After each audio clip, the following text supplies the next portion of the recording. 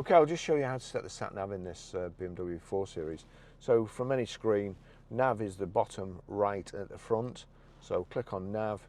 That's brought up the address input menu, and there we go. We've got address input. So click on there, and there we go down to postcode, and then it's this rotary control, and we are Grosvenor Garage, Blackburn Road, Higher Walton, PR.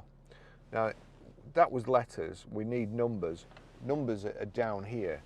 Let's see, more characters. Once you click on more characters, that brings up the numbers. So 5, 4, J, it's gone back to letters, S, and then it's come up OK. We'll click OK in the centre. It's asking me for a street, but I don't want a street. Just start route guidance.